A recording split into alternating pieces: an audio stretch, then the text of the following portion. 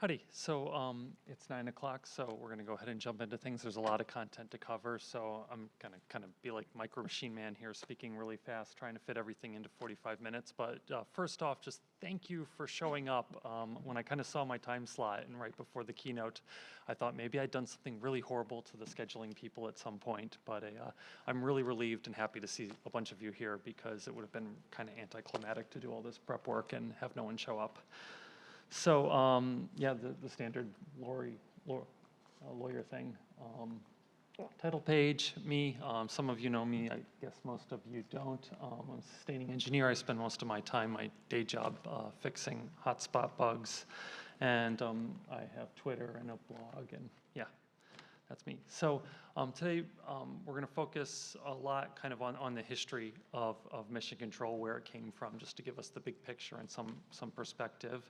We're going to go over how to download and build it yourself and just kind of show you how easy that is to do on your own. And then just because it is a GUI tool, and it would just break my heart to kind of talk about a GUI tool for 45 minutes and not show anything off or do a demo, we'll actually kind of just show a really neat aspect of flight recording that people might find interesting. And then we'll finish things off with a summary.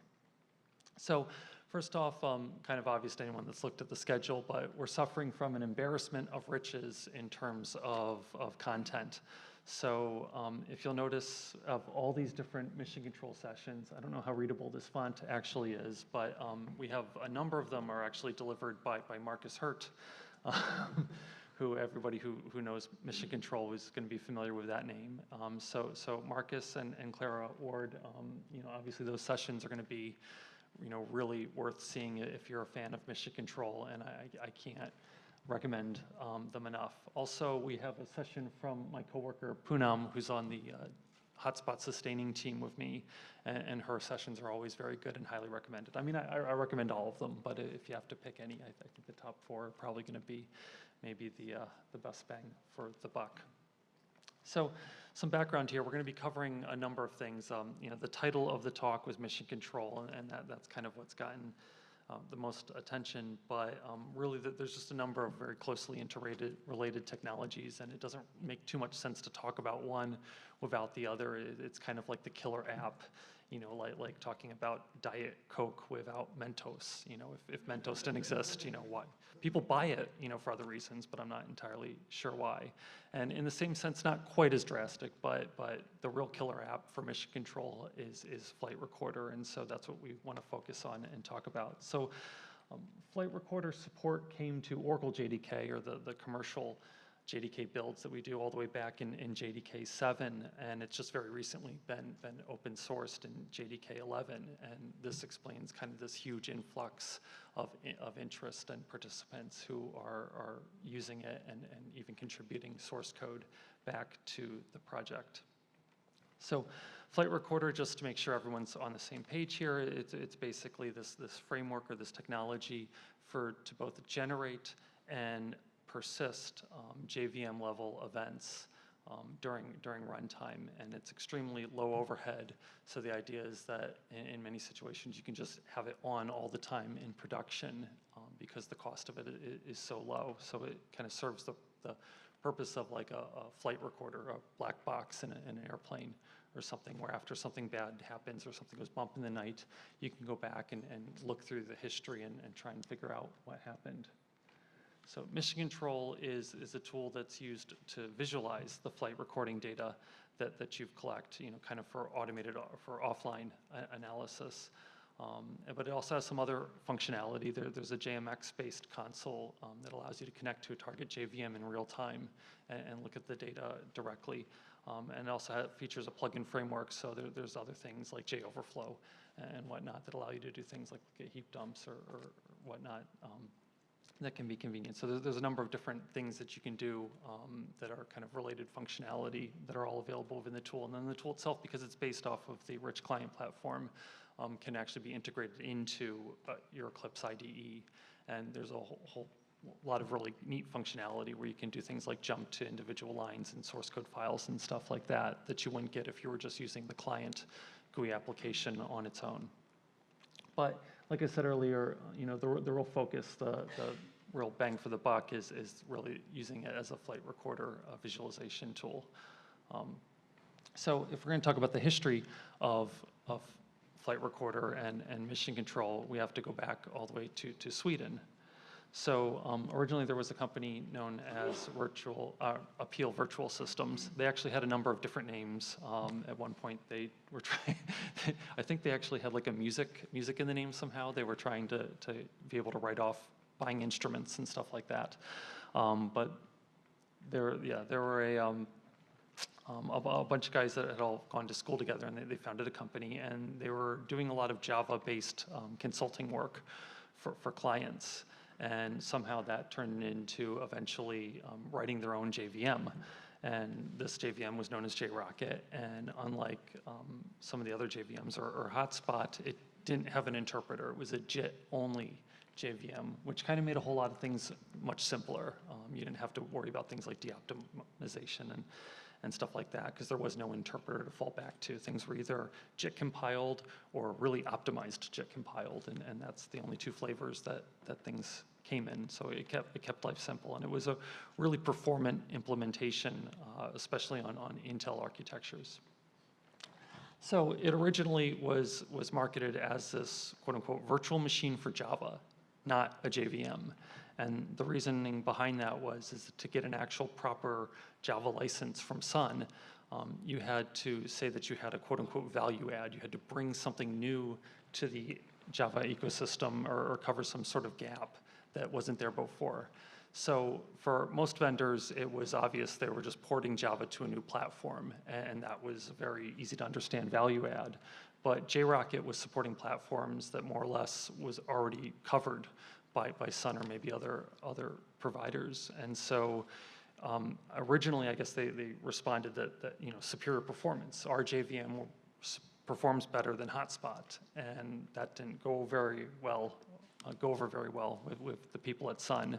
And so kind of as a take two, they went back and said, well, we also have this monitoring functionality that we can bring to the table. And so it's that additional monitoring functionality that became, eventually evolved into these tools like Mission Control and what would eventually become Flight Recorder. So we have, if you're keeping track, from Sweden, they've invented styrofoam, whatever this is, and a flight recorder. So, they're on a roll, apparently.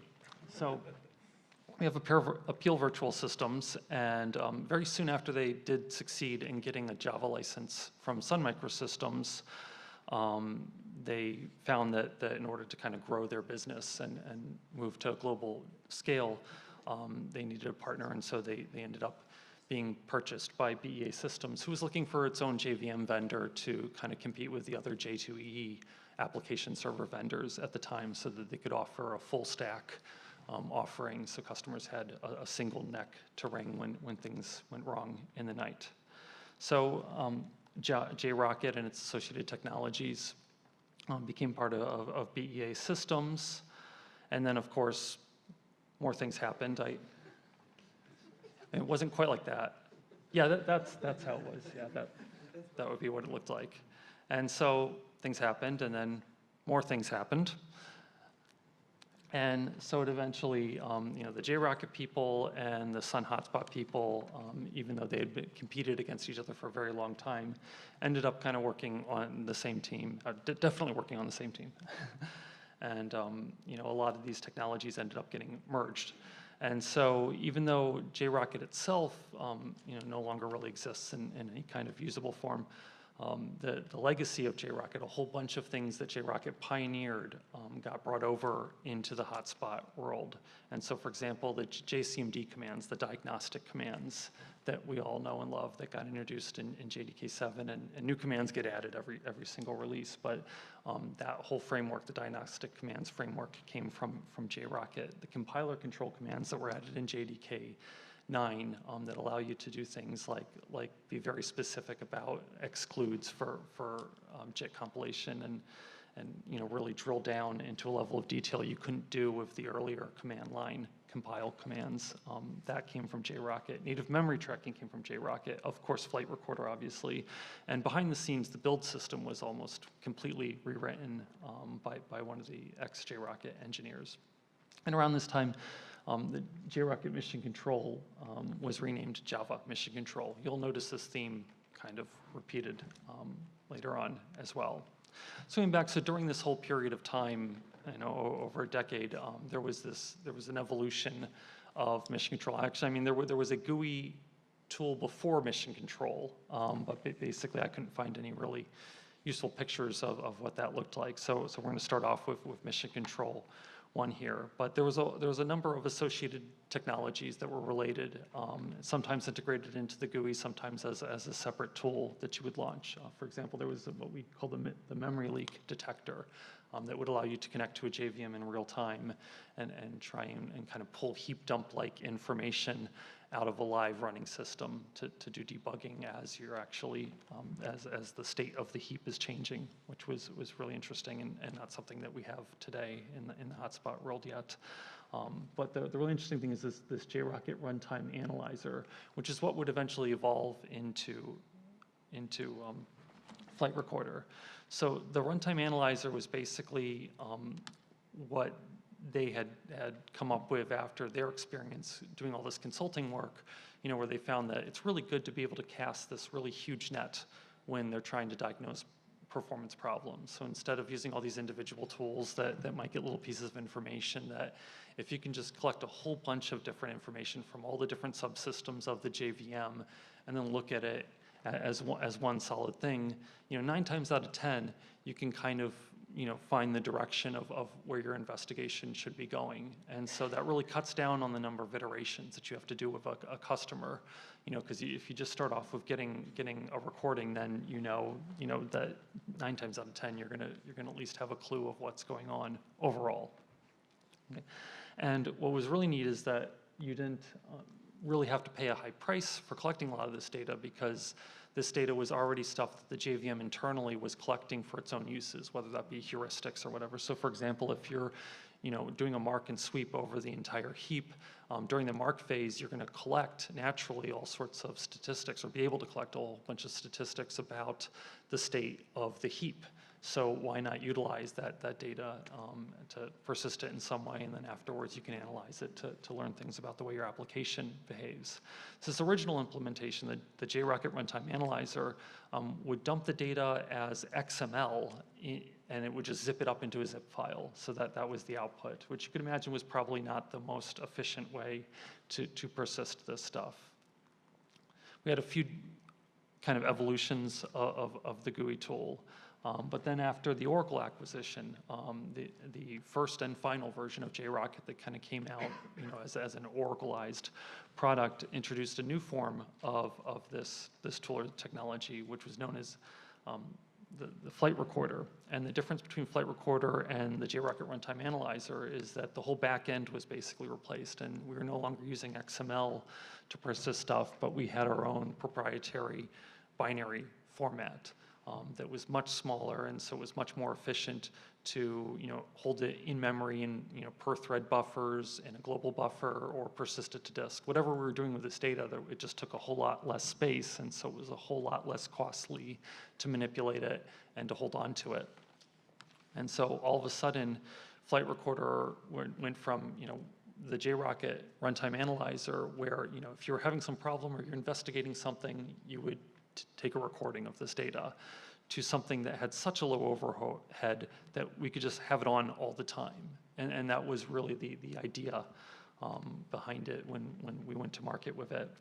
Around this time, the GUI tools that were visualizing this data also were evolving, and so Mission Control 5 was released. And Mission Control 5 is significant because Mission Control 4 was significant because this is the first version that was post-Oracle, and so this is the first version that supported what we called Flight Recorder. So then after JRockit was kind of put to pasture, and it was clear that whatever the future was, it was going to be based off of Hotspot, those hot JRockit technologies like Flight Recorder were brought over.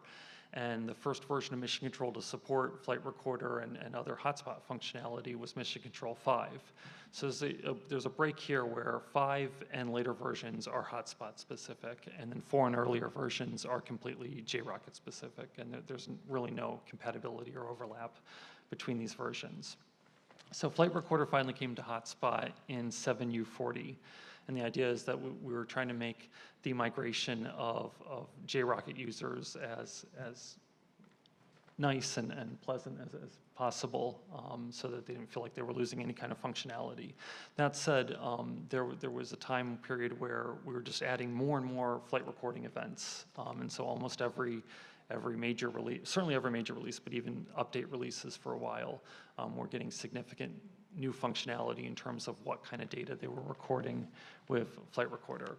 At this time also, Mission Control became bundled with the JDK. So when you download it, you also had Visual VM and a whole bunch of other tools, but Mission Control became one of the other tools that was included by default. And so there's this loose correspondence between Mission Control versions and JDK versions as to what was bundled. And while there's always this attempt to maintain backwards compatibility, so with Mission Control 6, you could open up flight recordings that were recorded with all the earlier versions of the JDK. The opposite is obviously not true because the format was changing. And so generally speaking, you would always want to be using the latest Mission Control, regardless of what target JVM you were actually trying to monitor or analyze. So then the really big change was, a few years ago, Mark Reinhold announced that, in addition to this change in cadence for releases, that we were going to open source pretty much all of the closed source technologies that were part of the hotspot ecosystem. And that, of course, included both the flight recording implementation that was built into hotspot and the mission control tools that were used to look at that. So this new open source version is actually licensed under a not too well-known license, though it's the Universal Permissive License, but it does offer some nice things. I have some experience with this license because we moved the HSDis disassembler plugin for Hotspot to this license. And when we did that, the feedback we got from the community, specifically the OpenJDK community, was very, very positive. So my personal experience with this license has been pretty good. It seems to make a lot of people happy. I don't want to go into too much detail because I'm not a lawyer and Oracle hates it when we talk about licenses. But I would want to direct people to, there's an FAQ about this license that kind of really explains things in a very easy to understand way. And there's a link to that at the very end of this slide deck. They say it can be used as a contributor agreement, but in this case, that doesn't apply to mission control. For mission control, if you want to contribute code and kind of take part as a participant, you have to sign the Oracle contributor agreement. This is just like any other OpenJDK project. And so you don't have to do it per project or anything like that. If you've already signed the OCA for other OpenJDK projects, then you're covered for Java mission control and vice versa. So I just want to point out, just because the Universal Permissive License can be used in some context as a contributor agreement, we don't do that at Oracle. So mission control and the related flight recording technologies were open sourced, and we immediately had a whole bunch of participation, and significant. The number of contributors was significant, especially from certain companies, and the feedback that we received was very positive. Specifically, we had this comment in the alias from what was ostensibly one of our competitors in the Java space, commenting Marcus on how good of a job he had done at making it an inclusive community and really making it this transparent, open project that is kind of an ideal open source implementation. I've already talked about compatibility a little bit, but just to reiterate, because this is a very important point, is that the later versions of mission control are backwards compatible with the earlier flight recordings. And so generally, we always recommend that you just use the latest version of mission control, whatever that may be. Today, as we talk about it, it's basically 7 or some build of 7.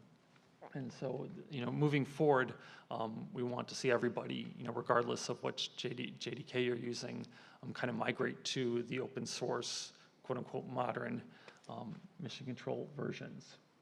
So that said, building, let's look at how difficult or easy this is to do. It's actually very, very easy. Marcus has a page on his blog that walks you through it, but it's so simple I can just go through it in 1 or 2 slides. What's impressive is that, especially on a Linux distribution, you can really build it almost out of the box. Mercurial and Maven are, of course, extremely popular tools, obviously Maven more so than Mercurial, but you know, these are popular enough that they're in the repositories for most you know, major distributions. So if you're starting off with like Red Hat Enterprise Linux 8, you can just you know, do a yum install or whatever and grab Mercurial and Maven, and then grab a JDK from Oracle's download site, and you're ready to go. So you know, setting up a build environment is trivial. So when you actually want to get the source code, there's 3 repositories. The mainline dev one, the latest code, is just in JMC. There's a branch that's broken off for JMC 7, and then there's a separate repository for graphic resources and images and things like that. So there's also a GitHub mirror. It doesn't seem to quite be in sync with the other stuff, and it also only really has the mainline dev version. And so while at some point, you know, everyone's talking about Project Scar and they're very excited about that, but as of today, right now, you know, the definitive repository is still the Mercurial repositories. And so my recommendation is, if you're downloading and building mission control for your own use, is that for now you stick to the quote-unquote official repositories. I mean, especially if you're only cloning a repository, you can just kind of squint your eyes and pretend like Mercurial is Git, and it won't hurt you. So building, like I said, is really, really simple. We're going to do it right here, but you just have to open up 2 shells. So that there's one where we're setting up a P2 repository that the build process in the other shell is going to access. And so it's literally just, you could cut and paste these into your, you know, into your 2 shells after you sync everything down, and you're good to go. So in one shell, we're setting up the provisioning platform, which is basically just an OSGI specific repository where the Eclipse components are set up and made available over a network connection for the build process that's run in the other shell. So let's see what that actually looks like, just to show you how ridiculously easy it is. So I have on the left-hand side, I'm setting up the P2 one, and anybody that's paying too much attention here will maybe say that I'm cheating because I've downloaded all this stuff ahead of time before I ran it. Like, I've run the Maven command before. I don't know how exactly like what the unit of measure is for how much data Maven downloads when it's building something, but I assume the most reasonable unit is maybe like Libraries of Congress worth of data. So several of those get downloaded, but then after you do that the first time, as long as you don't do a clean, you know, that will stick around. And then subsequent builds are very quick and very easy. So right now on the left-hand side, we're just waiting for the P2 instance to pop up, and it will in a second. While we're waiting for that to happen, though, we can kind of continue going through our slides. Sorry. So at the end of this process is that we'll actually end up with bundles for all 3 of the major target platforms, which is Mac OS, Windows, and Linux.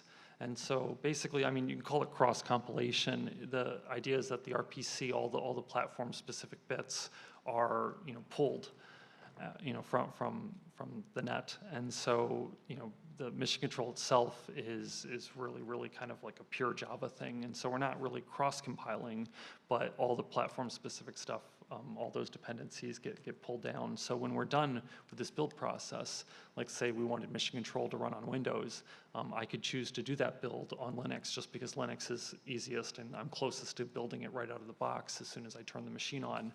And then I can use those builds on whatever platform I want. So let's look at how this is going. So you can see here where it says started Jetty server. So this basically is my indicator that I'm good to go in the other one. So now I'm just running several commands from shell 2, and that will take some time, but when we check back, it'll pretty much be done. And this also runs a whole bunch of tests and stuff too, so it's actually a very, very fast build. So that said, so now we're going to jump into kind of a demo. I just really wanted to show off how cool Flight Recorder is, because a lot of the neater details of it sometimes go unnoticed, and people don't kind of realize how amazingly awesome and useful it is. But to explain this demo, I have to kind of go through and do some background, which also allows me to touch on a whole bunch of JVM internals, which is always fun for me. So I'll talk about safe points. Just to get an idea of what my audience is, how many people here know what a JVM safe point is?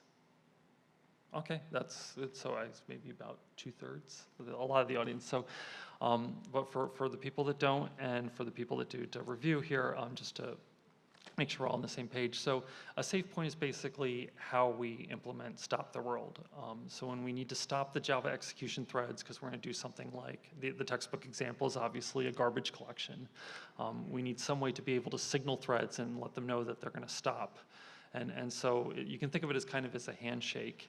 In practice with Hotspot, what we've generally done is we do this across the entire JVM, and so all the execute threads are eventually stopped. And when those threads stop, we need to make sure not just that they're not running, but they're stopped at a place that we know something about. We want some corresponding metadata so that we can tell that, you know, if a thread stopped and we're looking at its stack in memory, that we want to know what positions in the stack are actually pointing to heap addresses, because that's going to be how we're going to pick up our routes for garbage collection. Or if we're doing bias revocation for lazy unlocking or something like that, where we need to go through and look for lock tokens in a particular thread's stack, you know, we need the thread to actually be in a known state. And so what a safe point is it's kind of two things. It's a mechanism for stopping threads at these locations, and you can also think of them as individual locations in the code that when we JIT compile code, we need to make sure that we have certain places that are safe points to stop at, where it's like, it's okay for you to pause here. This is where we want you to check and see if we want you to pause, and then if that flag is set, this is where you stop.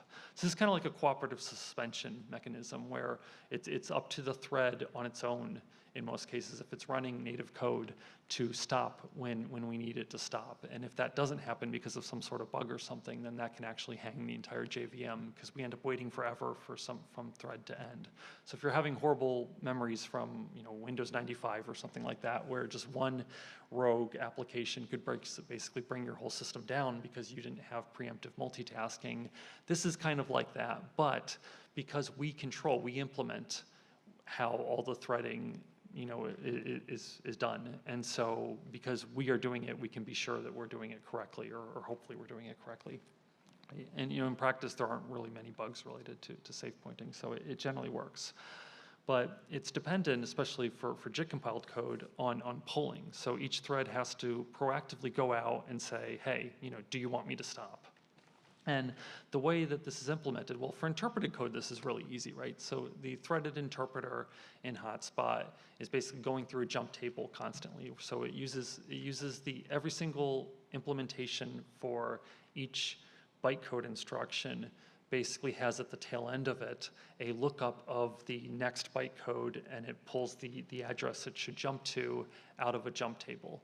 And so what we do if we want to stop the interpreter is we just replace that jump table with another table that has all addresses that basically have the code to shut the thread down and stop it. So we can stop a thread between any two bytecodes in effect, and that's very easy, and it's very cost effective because the thread's not proactively doing any work to check some flag or something. We just go in and change one global pointer that is used as the lookup table for its jumps, and then we can stop the interpreter. But for compiled code, it's much more complicated. So for compiled code, what we do is we have a single page in our address space, and that address space, it doesn't really matter if there's any data there or anything. The important part is the permissions that are on that page. And so by changing the permissions on that page, we can force threads to stop. So what happens is that compiled code will go and look at that page. It'll try and read that page. And if the read succeeds, then that means it had read permissions to access that memory, and then it just goes about its way. It doesn't actually care about what the data it's reading. All it really cares about is that there wasn't an error when it tried to read it. But say we're going to collect a thread dump, and so we need to stop the world. We need to pause all the threads. So what we'll do is we'll use, on Linux, mprotect, and we'll change the permissions on that page. And we'll say, okay, now everybody that tries to read from that page will get a SIG V. And then our own signal handler comes in for each individual thread and then stops it and says, hey, here's where you're supposed to stop. Here's the condition of the thread. And kind of reports back to the JVM through a handshake. So it's a fairly complicated process, but it works really well and it's extremely performant. What's interesting here is that means that when we compile code, we have to pay attention to where we're going to put these safe point pulls in. We can't just have them in every other instruction, because that would be a lot of overhead, and that would be unacceptable for JIT compiled code that we want to run as fast as humanly possible. So, we basically put polls. JRockit used to put polls in the beginning of method invocations. Hotspot, for whatever reason, does it at the end of invocations. The Azul one also does it. Seems to do it at the beginning of method. In the method prologues, that's one place we do it. So anytime you call into another method, you get a save point. Anytime you call into the JVM, there's another save point. And then for most loops, anytime we have a back edge where we're jumping to an earlier location, we're also going to put a save point in there. So if you're stuck in a loop for a long time, you don't freeze up the JVM. So this is where we're going to go on kind of a weird tangent here, and I want to introduce the Collatz conjecture. Does anyone know who this is, know what this is, or heard of this?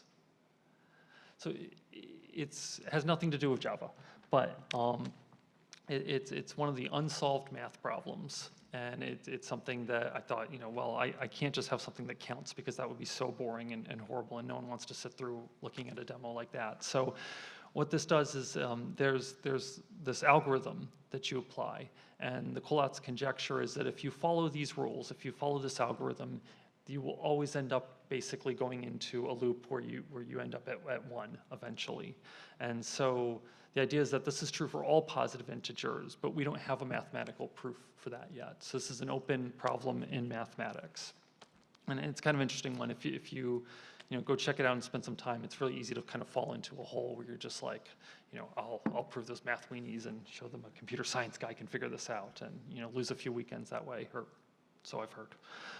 But anyway, so this is just some examples. So the rules are very, very simple. Basically, if you have an even number, then you just cut it in half. If you have an odd number, then you multiply it by 3 and add 1. That's it. That's the whole thing. And so the idea is that the conjecture is that you'll always end up at 1 eventually if you start with any positive number. So let's look at some examples. 2 is an even number, so we cut it in half. We're at 1.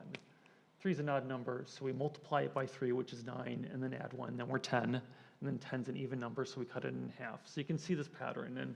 And so each kind of run, depending on the number we start off with, will take a certain number of iterations to arrive at 1. But so far, as long as we've tested, and people have tested all the way up to, like basically the 64-bit integer space, more or less, we've seen that this conjecture always seems to hold true.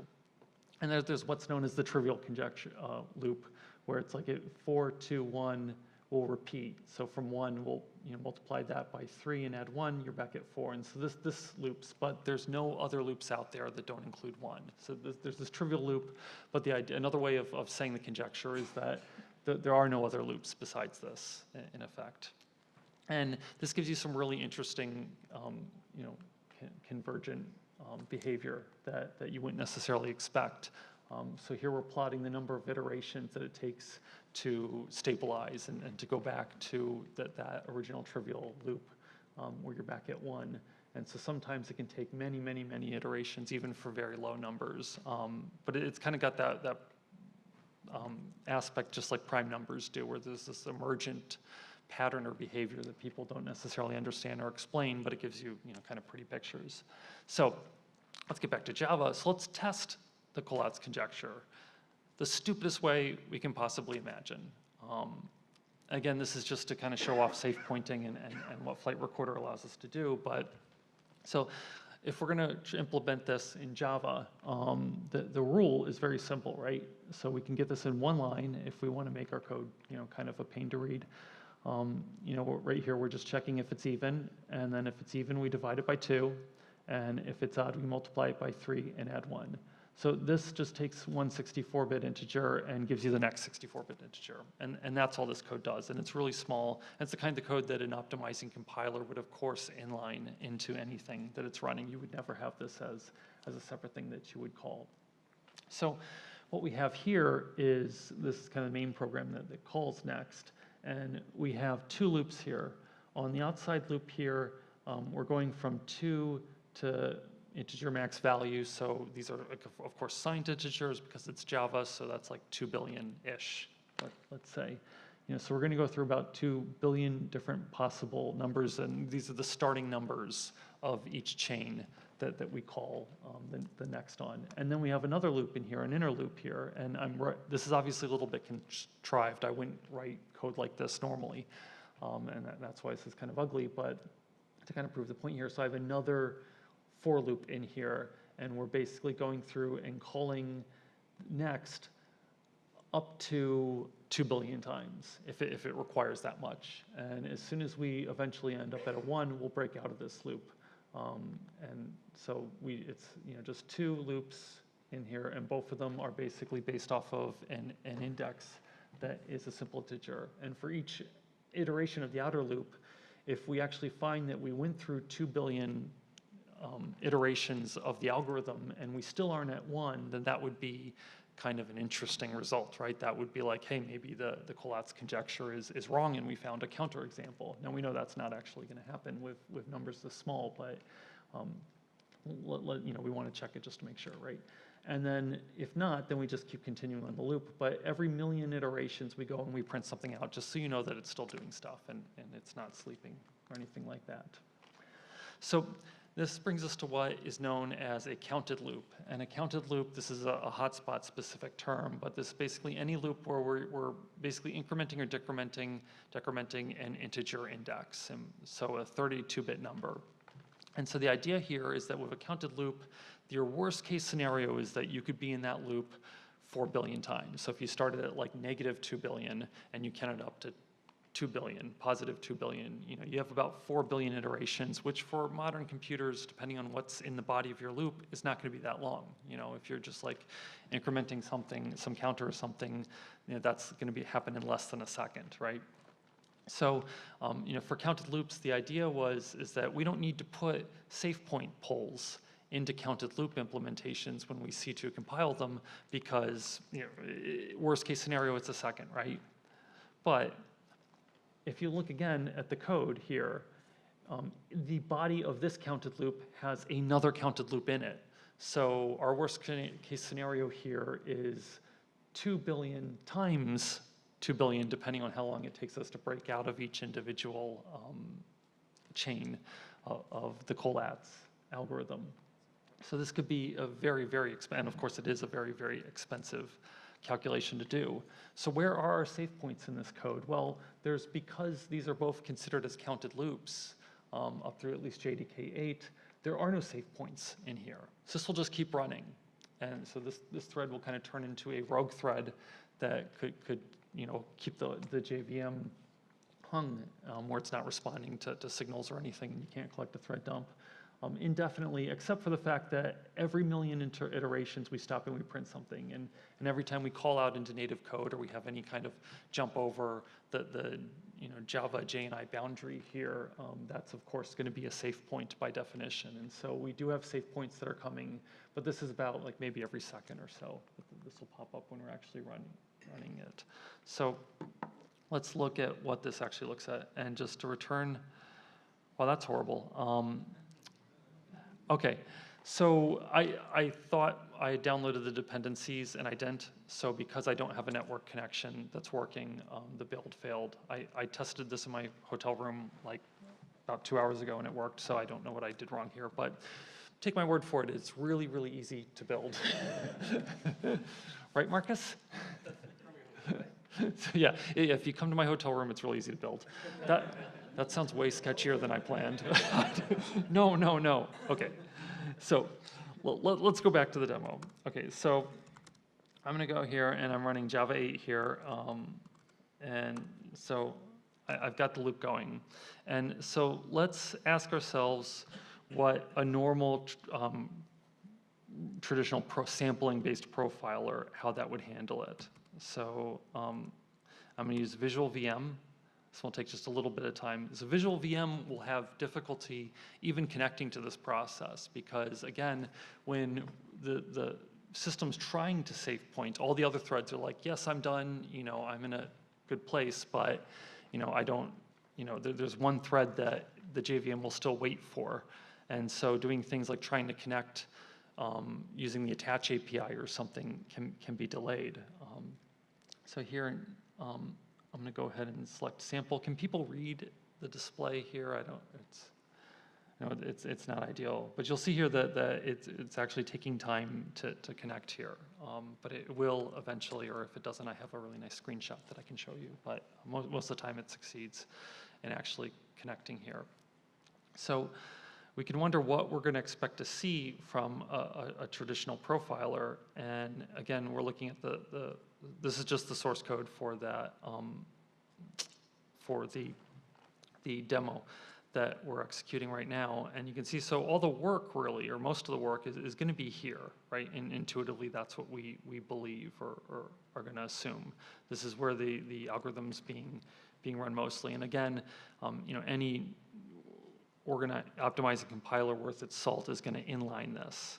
And so that should be right inside of this. So, okay, so we finally connected. We're kind of warming up, so to speak. So come on, give me sampling inactive. All right, so now I'm using traditional safe point-based profiling. Now, of course, there are two kinds of profiling, right? There's sample-based, and then there's sampling-based, and there's invocation counter profiler, or stuff that's based off of instrumentation, where we go through and use bytecode buggery to go in and insert invocation counters and things like that. And the problem with invocation counting is that you have this observer effect where you're actually changing the performance characteristics of what you're trying to measure. And so in practice, we've always found that sampling-based profiling is the ideal way of doing things, because even though you don't have exact invocation counts like you do with bytecode instrumentation, you do know that, just generally speaking, heuristically, well, this method we seem to be in this method 10 times more than this method, so maybe our optimization efforts are going to be better spent there. So again, let's look and see. Okay, we didn't get data on this time. I have a slide with what this will look like. Sometimes it does fail. Again, I think it's just because it's really hard to kind of get data over the attach API when the JVM is stuttering. So Visual VM, when it does succeed, it kind of looks like this, and it tells us, well, we're in main. And of course we're in main, because that's like the only method in the source code except the next method. And the next method is going to be inlined by the compiler. So this tells us, look, we don't have any line numbers, we don't have any bytecode indices or anything. This gives us no useful information. So let's look at what Flight Recorder does. And I already have, just because we're out of time, I already have the recordings that I've done here already saved. So we're just going to look at those.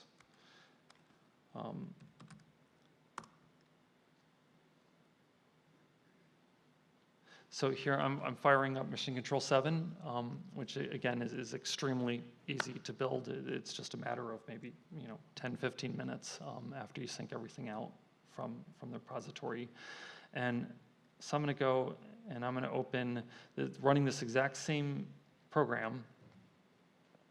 And we had here the automated recording analysis is running, but we're going to jump right to method profiling. And we can see here it's like, oh, well, we were in the Colette's loop, and it's giving me some line numbers, so it's a little bit better than what we had with Visual VM. But it's also not great because, again, it's that next method. That's where we're doing all our work, or at least looking at the source code, that's what we expect, and we're still in main. So what are we missing here?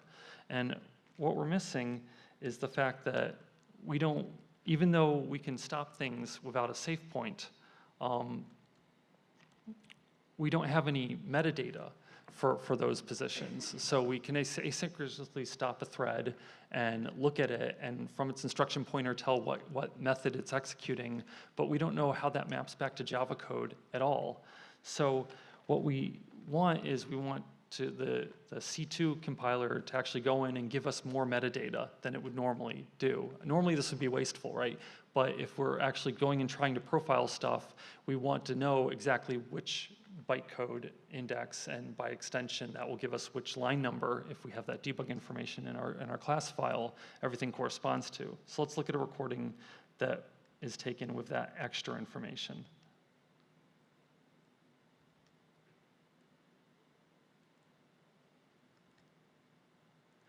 And you can see here, sorry, this is, by far, how do I maximize this? You can see almost all of our sampling counts are here in the next thing, and it's actually giving us line numbers, which we can verify. How do I shrink this?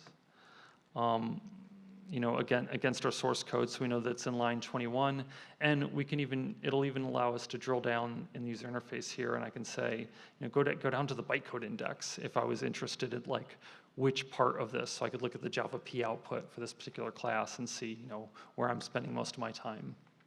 So that's just a really cool thing that technology like Flight Recorder allows you to do that other profilers just don't support. So this is the conclusion of my summary slide. So the open sourcing of Mission Control has been a fantastic success. We have a lot of people and a lot of companies that are interested in contributing significantly. Our recommendation is we want everyone really to move to Mission Control 7 or later. That's really where the future is these new open sourced versions of Mission Control, and that's where all the excitement and energy is being poured into. We hope to have our own binary builds of Mission Control for people that don't want to build it on their own, available from Oracle at some point in the near future. I know this has taken a little more time than we originally expected. These are not technical problems, but just kind of internal process issues that we've had to deal with. But we believe that we're kind of through the tunnel and see the light at this point, and we hope to have something very soon for that. And then Flight Recorders, the internal API that we use in Hotspot called Async Trace, allows you to do some really cool profiling that just other profiling technologies, monitoring technologies just don't offer. So thank you for showing up before the keynote. I'm honored to have you all here, and I really enjoyed talking to you. Thank you very much.